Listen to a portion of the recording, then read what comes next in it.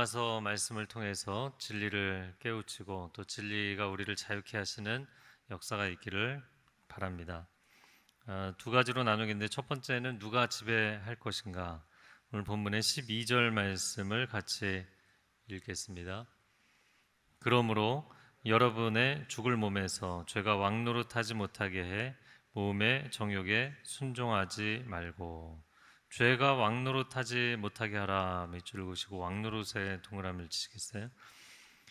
로마서 6장 전반부를 통해서 주셨던 말씀은 우리는 죄에 대해서 죽은 자하고 하나님에 대해서 산 자다라는 것이었습니다. 그리고 이런 신분의 변화는 삶의 변화를 반드시 수반하게 돼 있다. 죄에 대해서 죽은 자, 죽은 사람은 반응을 할 수가 없다.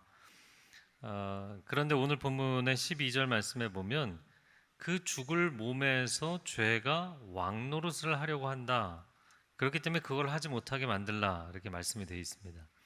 이 죄라는 것은 우리 몸 안에서 활성화되는 경향이 있지만 그러나 그 죄는 더 이상 왕 역할을 할 수는 없는 것이다 라고 말씀합니다.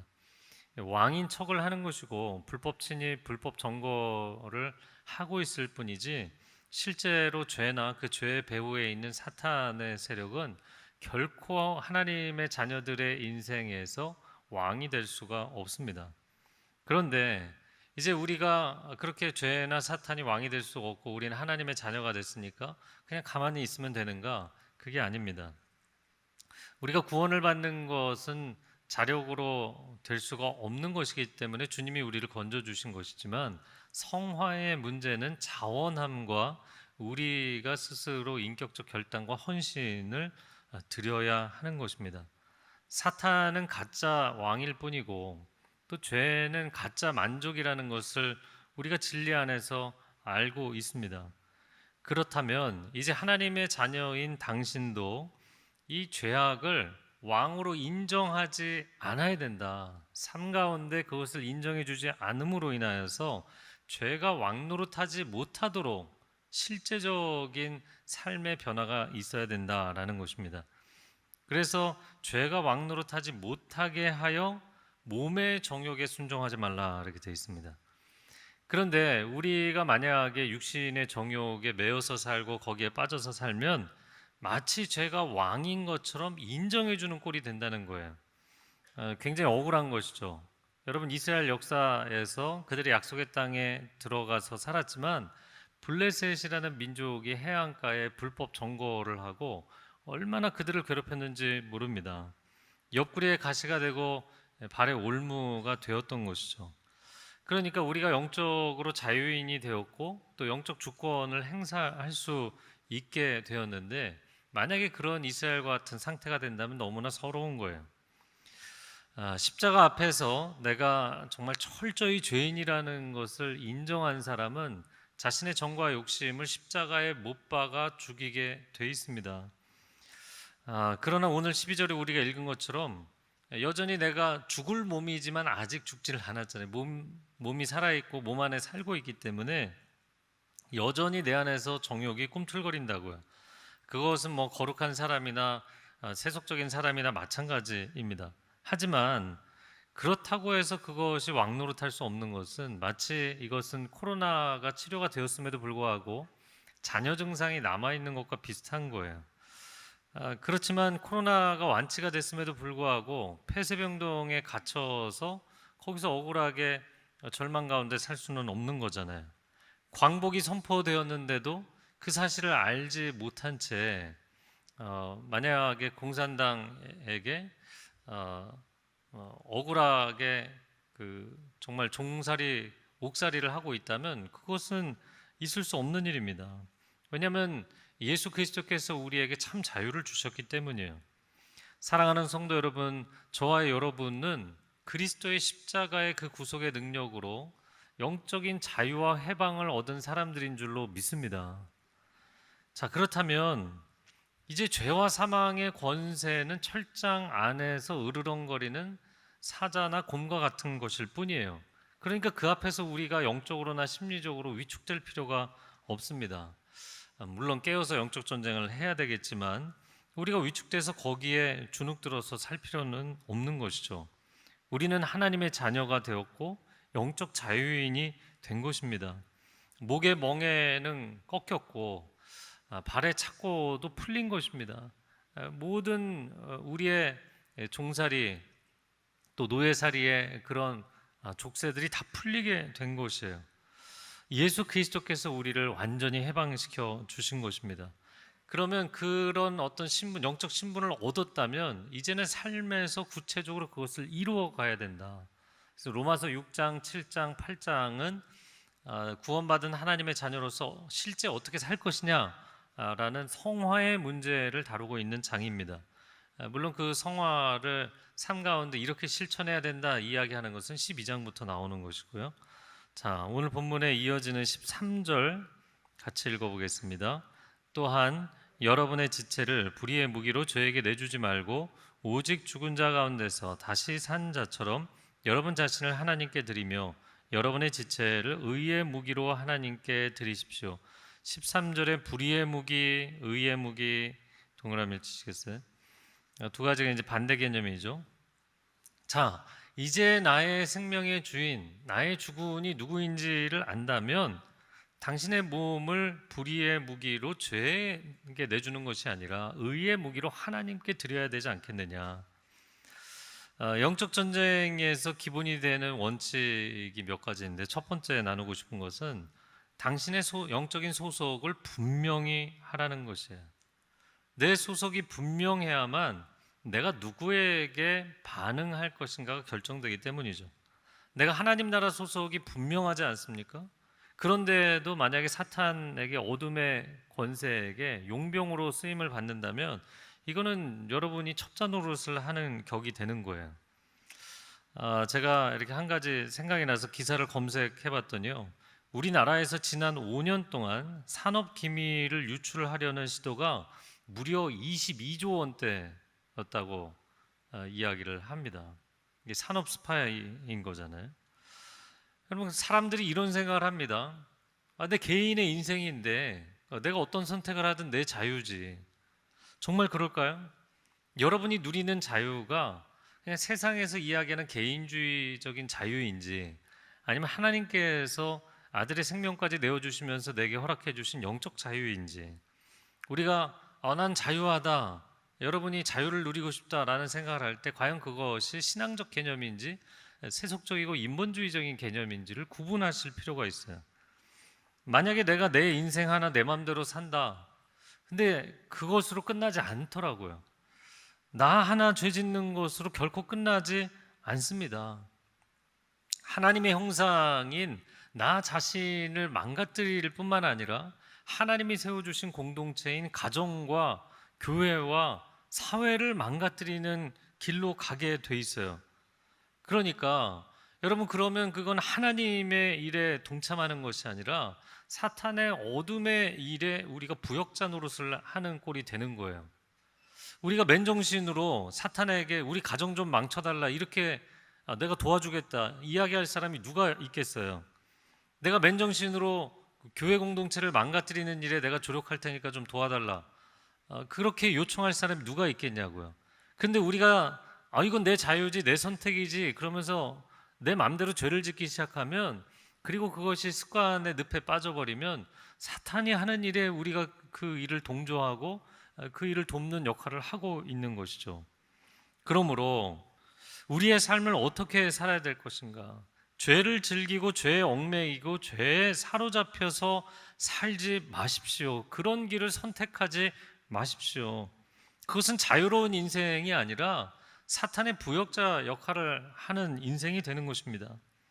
그래서 이제 하나님의 자녀의 삶의 실천을 이야기하는 로마서 12장 1절에 너희 몸을 하나님이 기뻐하시는 거룩한 산 제물로 드리라 말씀합니다. 실천 제1번 근본 원칙, 우리의 삶을, 우리의 몸 자체를 하나님이 기뻐하시는 거룩한 산 제물로 드리래요. 아니 그 정도까지 할 필요가 있는가 생각하실지 모르겠지만 우리가 이 땅에 살아가면서 하나님의 자녀답게 살기로 결단하지 않으면 죄의 종노릇하게 돼 있다는 거예요.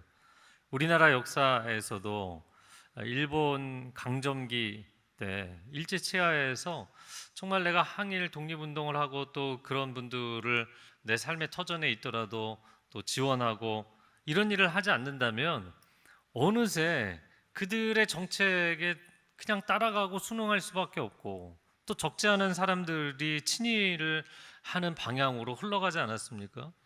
그것이 세상의 흐름이라는 거죠. 영적 세계에는 회색 지대가 없어요. 빛 가운데 살든지 어둠 가운데 살든지 둘 중에 하나지 내가 애매한 지대에 서 있겠다 이게 없어요. 그러니까 내가 하나님의 자녀답게 살겠다라는 결단이 필요하다는 것입니다. 자, 이어지는 14절 말씀 같이 읽겠습니다. 죄가 여러분을 지배하지 못할 것인데 여러분이 율법 아래 있지 않고 은혜 아래 있기 때문입니다. 죄가 여러분을 지배하지 못할 것이다. 밑줄 그으시고 지배 동그라미 치시겠어요? 12절의 왕노릇과 14절의 지배는 같은 개념이죠. 통치의 개념입니다. 자, 영적 전쟁에서 또 한 가지 기본이 되는 원칙, 두 번째는 죄가 여러분을 지배하지 못하게 하라는 것입니다. 실제로 왕이 아닌데 왕노릇을 하도록 만들어주면 안 된다라는 거예요. 성경의 창세기 4장에 보면 이 가인이 자신의 제사를 하나님 받아주지 않았다고 하나님을 원망하고 동생을 증오하잖아요. 그때 하나님께서 그가 죄를 실행하기 전에 경고하신 말씀이 있습니다. 이 말씀이 아주 중요한데요. 선을 행하지 아니하면 죄가 문에 엎드리게 돼 있다. 적극적으로 빛 가운데 서려고 하지 않으면 어둠이 너를 삼키게 될 것이다. 선을 추구하지 않으면 악이 너의 문 앞에 웅크리게 된다. 죄가 너를 다스리려고 하지만 오히려 너가 죄를 다스려야 된다. 이 다스려야 된다는 말씀이 NIV 성경에서는 영어로 master라는 단어를 썼어요. 이게 명사 아니라 동사로 사용한 겁니다. 너가 죄인을 다스리는 컨트롤하는 주인 역할을 해야 된다라고 이야기를 한 것입니다. 여러분, 우리가 세상에 살아가면서 구원받은 하나님의 자녀임에도 불구하고 죄의 문제를 내가 컨트롤한다. 내가 충분히 모든 유혹과 죄의 문제들을 컨트롤한다. 이거 쉽지 않습니다. 이렇게 생각하는 분들이 많겠죠. 그러나 종교개혁가 마르틴 루터가 이 차이를 이렇게 명확하게 설명했어요. 새가 내 머리 위로 날아가는 것을 막을 수는 없지만 새가 내 머리에 둥지를 트는 것은 막을 수 있지 않느냐. 여러분, 죄의 유혹이라는 것은 살아있는 사람에게는 누구나 일어난다는 거예요. 그러나 그것을 내가 그렇다고 해서 그 손을 잡고 내가 거기에 반응하고 실천까지 하는 것은 당신의 인격적인 결정에 달려있는 문제라는 거예요. 그러므로 화가 나는 상황이 올 때 한국 사람들 빨리 뜨거워지는 편이잖아요. 화가 나는 상황이 올 수 있어요. 그러나 그런 상황이 와도 욕을 하지 마세요.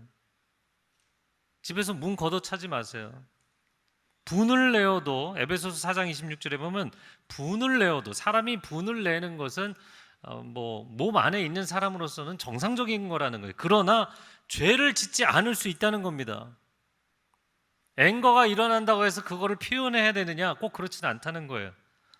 가인이 되지 말라는 것입니다. 물질의 유혹, 성적인 유혹이 일어날 수 있어요. 누구나 몸 안에 있는 사람은 그럴 수 있어요. 그러나 거기까지 자신의 영적 소속을 분명하게 해야죠. 나는 하나님의 사람입니다. 저를 한번 따라해 주시겠어요? 나는 하나님의 자녀입니다.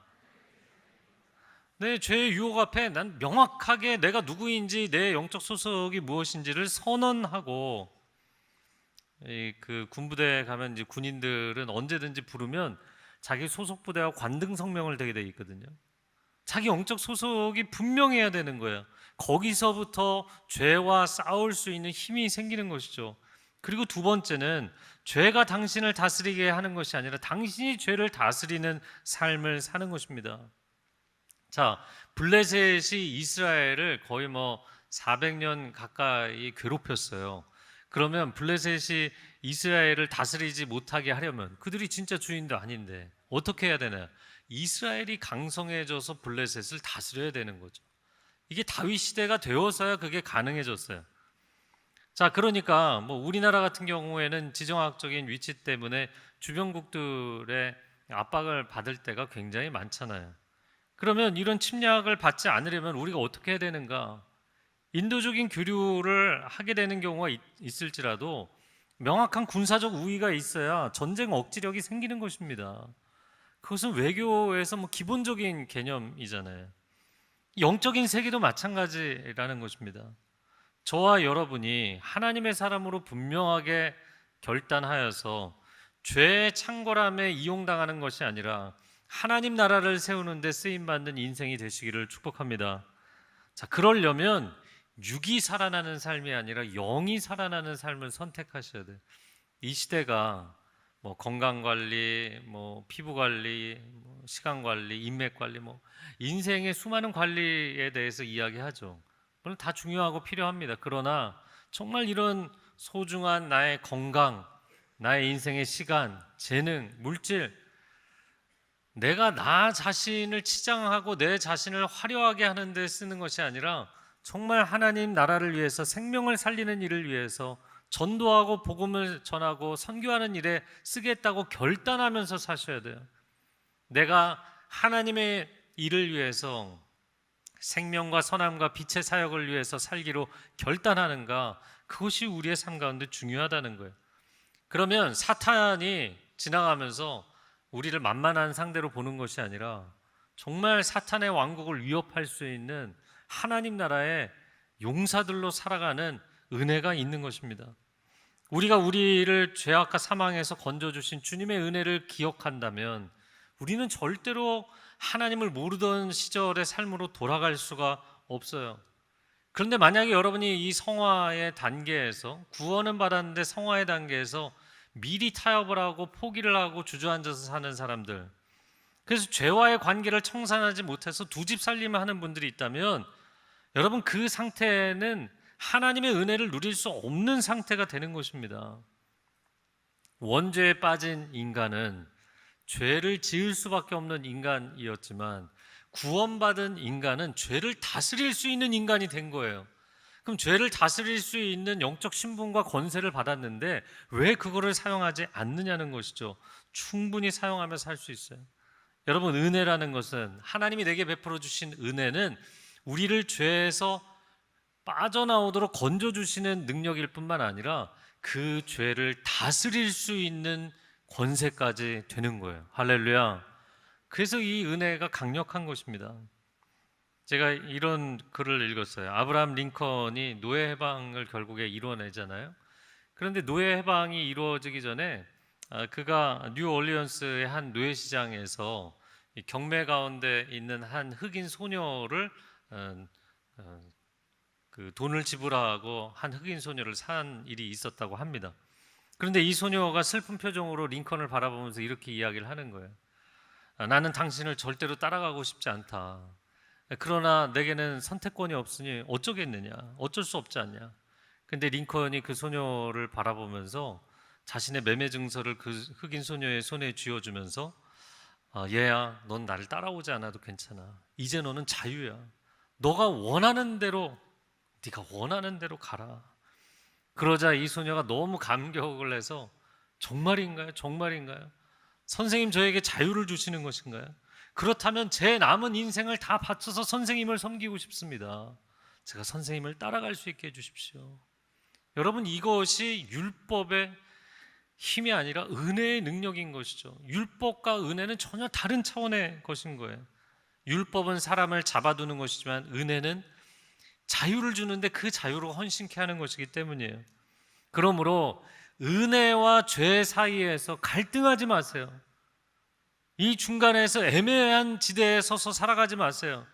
왜냐하면 죄가 굉장히 강한 힘인 것 같지만 죄의 힘과 은혜의 능력은 전혀 다른 차원의 것이기 때문입니다. 은혜는 매우 부드럽고 때로는 스윗한 게만 느껴지지만 우리의 인생을 하나님 앞에 구별시킬 수 있는, 거룩하게 만들 수 있는 놀라운 능력이 되는 줄로 믿습니다. 자, 두 번째 나누고 싶은 것은 15절부터인데요. 누구의 종이 될 것인가?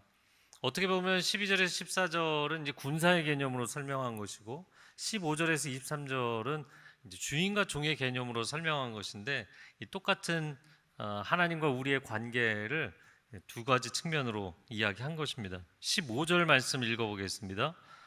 그러면 어떻게 하겠습니까? 우리가 율법 아래 있지 않고 은혜 아래 있다고 해서 죄를 짓겠습니까? 결코 그럴 수 없습니다. 자, 은혜 아래에 있으니 이제는 편하게 죄를 지어도 되겠구나. 그럴 수는 없는 것이다. 왜냐하면 율법의 통제가 아니라 15절 하반절에 나오죠. 우린 율법의 통제가 아니라 은혜의 자유 아래에 있기 때문이다. 그리고 은혜의 자유 아래에 있다는 것이 그것이 방종을 허용한다는 개념이 아니기 때문이에요. 사실 우리가 이제 세상에서 그 어떤 뭐 가정도 그렇고요. 기본적인 단위인 가정부터 기업 또 교회에서의 사역팀들 순모임 뭐 모든 게 마찬가지인데요. 이제 리더십이 되면 항상 갈등하는 이제 거버넌스를 어떻게 할 것이냐, 어떻게 해야 이 공동체를 바르게 통치할 것이냐의 문제죠. 그래서 통제와 자율 이 두 가지 사이에서 늘 갈등을 하게 되는데 사실 통제 사회가 할 수 있는 일에는 한계가 있게 돼 있어요. 아이들 시험 문제로 예를 들어보면 감독관을 두고 있는 시험에서는 끊임없이 부정행위를 하는 학생들이 나오게 돼 있습니다. 최근에 그래서 한국 사회 그 관련된 내용들을 이 시험 관련된 내용들을 보니까 입시 경쟁이 치열하면 치열할수록 부정행위가 많아지고 그래서 일선 학교들에서 감독관을 더 많이 파견해 달라고 요청을 한다는 거예요. 그런데 자율시험을 감독관이 없는 자율시험을 시행하는 학교들이 있더라고요. 몇십 년째. 뭐 제물포 고등학교 같은 경우 65년째. 근데 그런 학교들은 학생들의 양심에 대해서 신뢰를 해주고 격려를 해주기 때문에 그들의 양심이 깨어나서 스스로 그것을 지키도록 만드는 강한 힘을 발휘한다는 거예요. 과연 우리는 어느 방향으로 갈 것인가? 여러분, 인생에서 통제는 한계가 있지만 은혜는 그 한계를 뛰어넘게 돼 있습니다. 빠른 효과를 보려면 통제를 해야 되지만 장기적으로 훌륭한 효과를 내려면 은혜를 베풀어야 되는 것이거든요. 이런 글도 봤습니다. 구소련은 원래 집단 농장 체제였잖아요. 그런데 시험적으로 인구의 1%에 해당하는 정치범 수용소의 그 정치범 집단에게 가장 나쁜 땅이죠. 이제 박토를 사유지로 주고 그리고 자유농사를 할 수 있도록 허락을 해줬답니다. 그리고 어떤 현상이 나타나는가? 근데 놀라운 결과가 나온 거예요. 소련 전체의 농업 생산량의 무려 27%가 그 박토에서 1%의 노동력으로 나왔다는 거예요. 놀라셔야 돼요. 놀라운 결과 아니겠어요? 그러니까 여러분, 통제가 사람들에게 매우 효과적일 것 같지만 그 은혜와 자유가 갖고 있는 힘은 그 잠재력, 그 포텐셜은 어마어마하다는 것이죠. 우리는 과연 교회 안에서 또 가정에서 율법의 통제 속에서 하향 평준화된 종교인을 만들어내고 사회인을 만들어낼 것인가? 아니면 은혜의 자유 안에서 정말 최대치로 살아날 수 있는 그런 살아있는 하나님의 사람들을 만들어낼 것인가? 이 양당 간의 결정을 해야 되는 것입니다. 이어지는 16절에서 18절의 말씀 같이 읽어보겠습니다. 여러분이 자신을 종으로 들여 누구에게든지 순종하면 여러분은 여러분이 순종하는 그 사람의 종이 되는 줄을 알지 못합니까? 여러분은 죄의 종이 돼 죽음에 이르거나 아니면 순종의 종이 돼 의에 이릅니다. 그러나 하나님께 감사드립시다. 여러분이 전에는 죄의 종이었으나 이제는 여러분이 전에 받은 교훈의 본을 마음으로부터 순종함으로 죄에서 해방돼 의의 종이 됐습니다. 자, 16절에서 18절에 보면 죄의 종이었다가 순종의 종이 되어서 이제는 의의 종이 되었다. 이 세 가지 표현에 표시를 하시면 좋겠어요. 자, 우리가 누구에게 순종하고 누구에게 반응할 것인가에 따라서 우리의 삶이 완전히 달라진다는 것이죠. 팬데믹 기간에 우울증에 빠지는 분들이 있고 또 자살 충동에 시달리기까지 하는 분들이 많이 있습니다. 뭐 목회자들까지 우울 증상을 호소할 정도니까 정말 지난 3년 동안 많은 어려움을 겪었어요. 그래서 골방에 박혀서 정말 자기만의 세계에서 우울에 빠져서 지내시는 분들이 많이 주변에 있습니다. 그런데 오히려 이 기간에 그런 주변에 어려워하는 분들에게 연락하고 먼저 그분들에게 접촉하고 찾아 나서서 도와주고 격려하고 그분들에게 사랑을 전하고 은혜를 전하고 복음을 전하는 분들이 있더라고요. 여러분, 삶은 매 순간 선택이에요. 여러분이 어디에 반응을 할 것인가? 우리가 어둠에 반응을 할 것인가? 아니면 빛에 반응을 할 것인가? 저와 여러분은 구원받은 하나님의 자녀들이고 빛의 자녀인 줄로 믿습니다. 아멘이신가요? 아멘. 그러면 우리는 빛에 반응하며 살기로 선택을 해야 된다는 것이죠. 제가 오늘 책 한 권을 소개하려고 갖고 나왔는데요. 위라클이라는 책입니다. 이 박위라는 친구는 제가 중등부 전도사 때 저희 중등부에 있던 학생이었어요. 참 신앙도 삶도 바르고 모범적인 친구였는데 대학을 졸업하고 좋은 회사에 취직을 해서 인생이 탄탄대로일 것 같았어요. 그런데 불의의 사고로 전신마비가 되고 의사는 너는 걷지도 못할 거고 손가락도 움직이지 못할 거다. 근데 이 친구가 정말 하나님이 주시는 소망에 반응하면서 인생에 자신에게 주어진 이 절망에 반응하는 게 아니라 소망에 반응하면서 정말 반전 인생을 살고 있어요. 지금은 많은 사람에게 희망을 주는 유니세프 홍보대사로 또 여러 단체에서 또 홍보대사로 활동을 할 정도로 많은 젊은이들에게 절망 가운데 있는 사람에게 소망을 주고 있거든요. 이름이 박위라서 위라클, 위 미라클. 그런데 우리 모두에게 이 기적이 있을 수 있다. 그러면서 그가 하는 이야기가 저는 고난을 극복하며 살지 않았습니다. 8년 전에 사고를 당한 이후로 오히려 고난 속에서 기쁨을 찾고 행복을 느끼고 있는 중입니다. 그래서 이 친구의 유튜브를 보면 장애의 문제를 다루고 있는데 너무 밝은 거예요. 과도할 정도로 굉장히 밝은 내용들이에요. 컨텐츠가. 여러분, 우리가 우리 삶 가운데 왜 어둠에 반응하면서 살아야 되는가? 왜 우울감에 빠지고 왜 자살 충동에 빠지고 우리 가정은 소망이 없다고, 우리 기업은 소망이 없다고, 우리 교회는 소망이 없다고 그렇게 이야기를 해야 되는가? 그렇지 않다라는 것이죠. 오늘 본문의 말씀에 보면 17절의 하반절에 여러분이 처음에 교훈의 본을 마음으로부터 순종함으로, 이 교훈의 본은 복음이거든요. 우리가 여러분에게 복음을 전했을 때 복음에 반응함으로 하나님의 자녀가 되지 않았느냐, 의의 종이 되지 않았느냐라는 거예요. 나는 그저 내가 해결할 수 없는 이 죄의 문제, 이 죄의 중병을 가지고 의사 되신 주님께 나아갔을 뿐인데 그분이 나의 이 병을, 이 중병을, 고칠 수 없는 불치병을 치유해 주시고 나를 죄와 사망으로부터 자유케 해 주신 거죠. 자, 그러면 이제 어떻게 살아야 될까요? 여러분, 만약에 암 환자가 암이 치료됐으면 그 다음에 어떻게 살아야 될까요? 다시는 암이 걸리지 않는 건강한 삶의 패턴으로 살아야 되지 않을까요? 그게 당연한 거겠죠. 자, 그래서 이어지는 19절 말씀, 본문의 19절을 한번 보여주시기 바랍니다. 시작. 여러분의 육신이 연약함으로 내가 사람의 방식대로 말합니다. 여러분이 전에는 자기의 지체를 부정과 불법의 종으로 내주어 불법에 이른 것처럼 이제는 여러분의 지체를 의의 종으로 들여 거룩함에 이르십시오. 여러분, 예전에는 불의와 불법이 내 삶에 만연해 있었지만 분노와 거짓과 유혹과 패배함이 내 삶 가운데 가득했지만 이제는 내가 의의 종이 됐고 하나님께 반응하는 영혼이 됐기 때문에 이제는 새로운 삶의 패턴을 가져야 된다, 새로운 라이프 스타일을 살아야 된다라는 얘기를 하는 거예요. 저희 교회에 의사 선생님들이 많이 계신데요, 신장, 췌장, 이식 수술 한국의 최고 전문가들이 저희 교회에 계세요. 근데 그분들 중에서 한 분에게 제가 들었던 말씀이 좀 잊혀지지가 않는데, 신장, 췌장이 망가져서 신장 투석을 일주일에 3번을 해야 되고 인슐린 주사를 계속 맞아야 되고, 이게 사는 게 아니거든요. 너무나 고통스럽게 사는 그런 분들.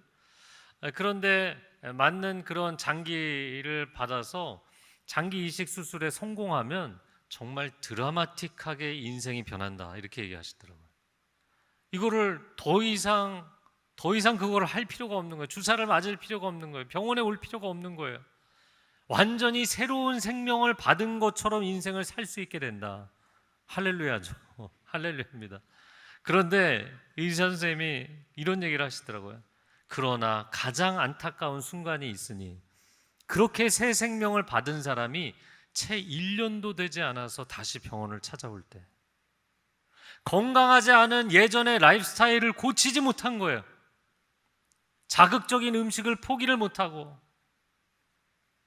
잘못된 건강하지 않는 삶의 스타일을 포기를 못하고 수면 주기가 엉망이고 식습관도 엉망이고 그렇게 살아서 1년도 안 돼서 다시 병들어갖고 오면 정말 의사로서 너무나 안타깝다는 거죠. 여러분, 어떻게 얻은 생명인데, 어떻게 얻은 건강인데 우리 자신에게로 적용을 해본다면 여러분, 어떻게 얻은 구원입니까? 이게 어떻게 얻은 영적인 해방과 자유입니까? 그런데 우리가 왜 다시 돌아가겠는가? 예전의 삶으로, 죄에 타협하는 삶으로 어떻게 돌아갈 수 있는가라는 것이죠. 자, 오늘 이 성화의 첫 장인 6장에서 아주 하이라이트 부분이 20절에서 23절입니다. 오늘 본문의 결론 부분을 한번 보겠는데요. 20절에서 22절까지 읽어보겠습니다. 여러분이 죄의 종이었을 때는 의에 대해 자유스러웠습니다. 그러나 여러분은 그때 무슨 열매를 거두었습니까? 이제 여러분은 그런 일들을 부끄러워합니다. 이는 그것들의 마지막이 죽음이기 때문입니다. 그러나 이제 여러분은 죄에서 해방되고 하나님의 종이 돼 거룩함에 이르는 열매를 맺고 있습니다. 그 마지막은 영생입니다. 그래서 20절에서 22절은 따로 줄을 치지 마시고 전체를 다 줄을 치셔도 좋겠어요. 표로 간단하게 정리를 해서 보여드리면 완벽하게 대조를 시켜서 설명하고 있는 겁니다. 내가 죄의 종이 돼서 죄와 친하게 살면 하나님의 의의 기준으로부터는 자유라는 거예요. 그렇죠? 그거 신경 쓰지를 않으니까. 그런데 그렇게 인생을 살면 부끄러운 열매를 맺게 돼 있고 그 마지막은 사망이라는 것이죠. 그런데 내가 하나님과 친하게 살면 죄의 권세로부터 자유를 얻게 되는 거예요. 할렐루야. 그리고 나면 거룩함에 이르는 삶의 열매를 맺게 되고 그 마지막은 영생을 누리는 것이다 라고 이야기하고 있어요. 우리가 세상 사람들을 보면서 저 사람들은 죄와 사망 권세에 매여서 사는 거야 이렇게 얘기할지 모르지만 사실 그들도 나름의 자유와 낭만을 누리며 살고 있는 거예요.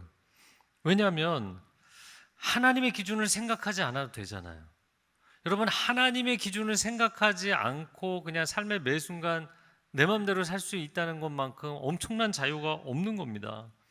힘들 때는 술잔도 기울일 수 있고 괴로울 때는 담배 연기를 허공에 날리기도 하고 또 울컥할 때는 화가 나거나 그냥 뭐가 치밀어 오를 때는 일탈을 하기도 하고 그냥 나그네 인생 자유롭게 살다가 그냥 떠나는 것이다 이렇게 생각을 하는 거죠.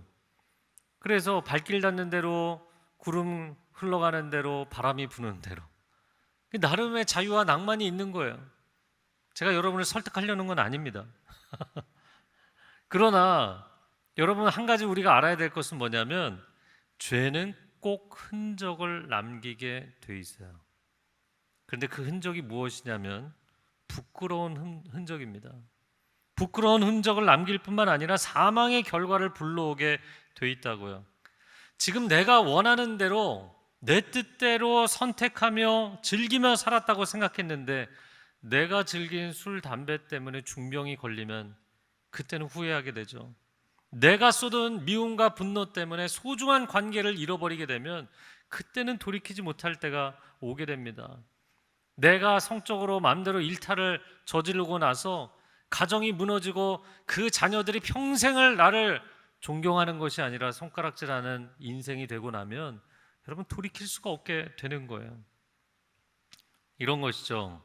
관광지 우리나라는 그런 일이 거의 없지만 해외 같은 데 여러분 가보시면 관광지에서 사진을 찍고 싶은데 요즘은 워낙 셀카를 많이 쓰시기도 하지만 어떤 사람이 다가와서 제가 사진 찍어드릴까요? 친절하게 감사합니다. 근데 사진 찍고 나서 돈을 달라고 요구하는 경우들이 있잖아요. 대가를 요구하는 거죠. 인생에는 공짜가 없습니다. 여러분이 자유라고 생각해서 선택한 그 선택, 그 인생의 궤적으로부터 부메랑이 돌아온다는 거예요. 사망의 결과가 돌아온다는 것입니다. 자, 그런데 세상 사람들은 교회 다니는 사람들을 보면서 정반대로 생각하죠. 교회, 집, 직장 맨날 거기만 왔다 갔다 하는 이 범생이라고 그러죠. 모범생처럼 살아가는 삶. 너무 지루하고 단조롭지 않냐 이렇게 보는 거죠. 그 삶을 생각해 보면 하나님의 기준을 생각하면서 늘 살아야 되니까, 하나님은 절대자시잖아요. 모든 상황에 하나님의 기준을 생각하며 살아야 되니까 이것만한 족쇄가 없는 것이거든요. 네, 목사가 이상한 소리를 계속한다 생각하실지 모르지만 개념상으로는 그런 거예요. 그러니까 세상 친구들이 나를 보면서 넌 도대체 인생을 무슨 낙으로 사냐 이렇게 이야기를 하는 것이죠. 하지만 나는 다채롭고 즐거운 인생보다 참 영적인 자유를 누리는 삶을 선택한 것입니다. 영시 가운데 The Road Not Taken이라는 영시가 있어요. 그건 뭐냐면 길은 두 갈래 길일지라도 하나밖에 선택할 수 없다. 인생의 두 갈래 길, 선택의 길 앞에서 결국에 내가 어떤 길을 테이크할 것이냐. 여러분, 인생은 선택이거든요.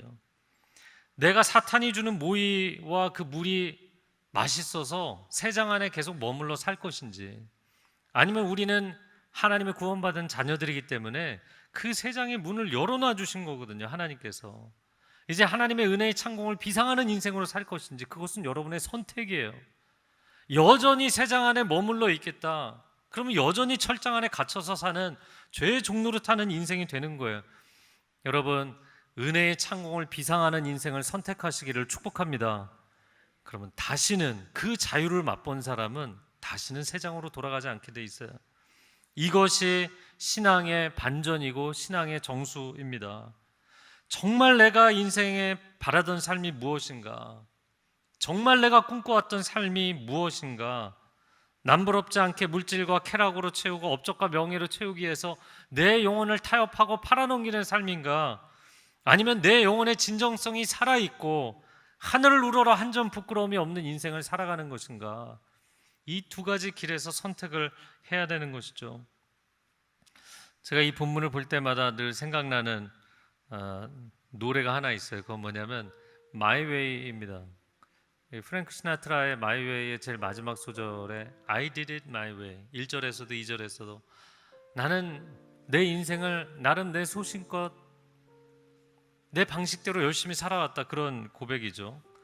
근데 이 노래가 너무 감동적이어갖고 찬송가보다 은혜를 받는 분들이 많잖아요. 근데 이 곡을 프랭크 시나트라가 그의 활동기 마지막에 내놓으면서 너무 그 센세이션이 일어나서 은퇴까지 고려하던 시기에 그가 다시 이제 전국 투어를 하게 되고 세계적인 명성을 얻게 되죠. 물론 그가 많은 예술적인 업적을 남긴 것은 맞아요. 하지만 저는 이 사람의 인생에 대해서 여러 가지 내용들을 보면서 과연 그가 그런 말을 할 수 있는 인생이었는가? 그는 평생의 여성 편력이 굉장히 심각했고요. 또 마피아와의 블랙 커넥션으로 인해서 얼룩진 인생이었습니다.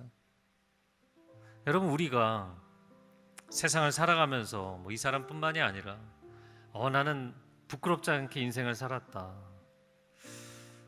그런 인생을 내 스스로 만들 수 있는 게 아니에요. 세상에 부끄럽지 않은 인생은 없습니다. 죄가 없는 인생은 없어요. 오점이 없는 인생은 없어요. 우리는 세상의 기준을 갖고 이야기하는 것이 아니에요. 여러분, 우리가 부끄럽지 않은 인생이 될 수 있게 해주시는 분은 예수 그리스도 한 분밖에 없는 줄로 믿습니다. 그분이 우리의 죄와 허물을 다 가려주시는 거예요. 그 은혜가 내 심령에 넘칠 뿐만 아니라 우리 가정에도, 우리 일터에도, 교회 공동체에도 흘러가면 여러분을 통해서 공동체가 치유되고 가정이 치유되는 역사가 일어날 줄로 믿습니다. 그러므로 I did it my way가 아니라 I did it his way, 내가 내 뜻대로 살아왔다가 아니라 나는 하나님의 길을 선택하고 하나님의 뜻대로 살아왔습니다. 이 고백을 할 수 있는 저와 여러분이 되기를 바랍니다. 오늘 본문의 마지막 23절을 읽어볼까요? 23절 시작. 죄의 대가는 죽음이요 하나님의 은사는 그리스도 예수 우리 주 안에 있는 영생입니다. 거기도 뭐 다 중요한 말씀인데요, 대가라는 단어와 은사라는 단어를 동그라미 치시면 죄는 대가를 요구한다. 처음에는 공짜인 것처럼, 죄의 유혹에 빠지는 거 그냥 공짜잖아요.